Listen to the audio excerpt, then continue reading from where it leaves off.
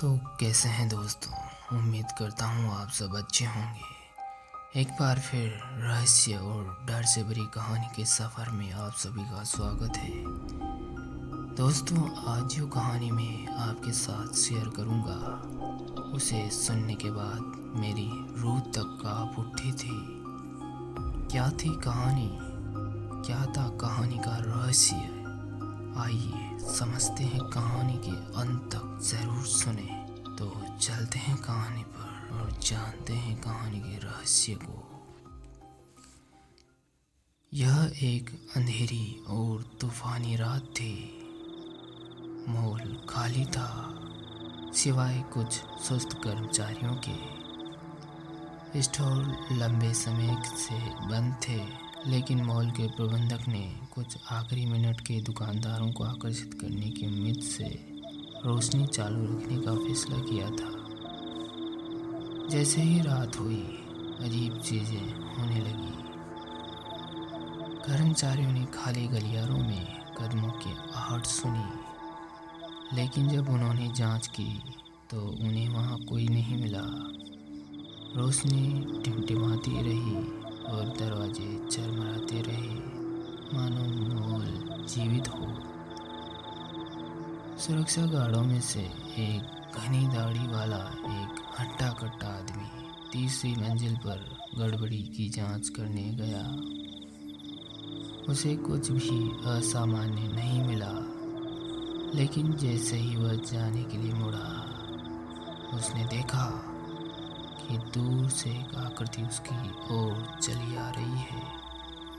आकृति लंबी और पतली थी, लंबी टेढ़ी मेढ़ी उंगलियां और एक चेहरा जो एक भद्दी मुस्कुराहट में मुड़ा हुआ था। सुरक्षा गार्ड पीछे हट गए, लेकिन आंकड़ा लगातार और करीब आता गया। गार्ड ने उसके रेडियो के लिए लड़खड़ाया, लेकिन वह मर चुका था। घबराहट के क्षण में वह मुड़ा और भागा। उसके कानों में आकृति की हंसी की आवाज़ गूंज रही थी। इस बीच मॉल के फूड कोर्ट में किशोरों के एक समूह ने देर रात पार्टी करने का फैसला किया था। वे बियर और पिज्ज़ा लाए थे और तब तक मज़ा कर रहे थे जब तक उन्होंने एक खून जमा देने वाली चीख नहीं सुनी।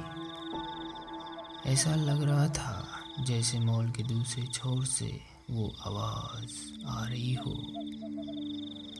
लंबे घुंघराले बालों वाले एक किशोरी ने सुझाव दिया कि वे जांच करें, लेकिन अन्य बहुत डरे हुए थे। वह टॉर्च लेकर अकेली ही निकल गई। जैसे ही वह अंधेरे मॉल से गुजरी, उसने महसूस किया कि उसकी रीढ़ में एक ठंडक दौड़ रही है। उसे एक अलग एहसास हुआ था। उसे ये लग रहा था जैसे उसे कोई देख रहा हो। उसने अपनी टॉर्च चारों ओर चमकाई, लेकिन कुछ नहीं दिखा।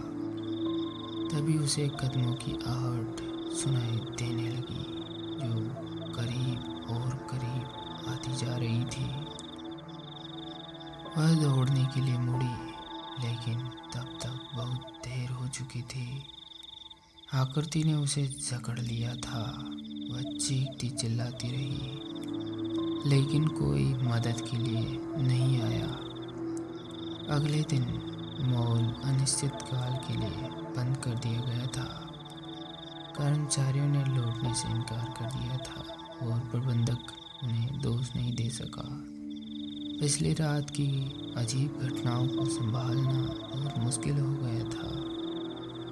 यह अफवाह थी या नहीं कि मॉल एक पुराने कब्रिस्तान की जगह पर बनाया गया था और मृतकों की बेचैन आत्माएं उस भयानक घटनाओं के लिए जिम्मेदार थी, लेकिन कोई निश्चित रूप से नहीं जानता था और मॉल वीरान पड़ा रहा, आतंक के लिए एक मुंह प्रेत बाधित स्मारक। तो दोस्तों, आपको ये कहानी कैसी लगी उम्मीद करता हूँ आपको ये कहानी अच्छी लगी होगी। अच्छी लगी तो वीडियो को लाइक शेयर सब्सक्राइब ज़रूर कर दें और जुड़ जाएं हमारी कहानियों के सफ़र में ऐसे ही मनमोहक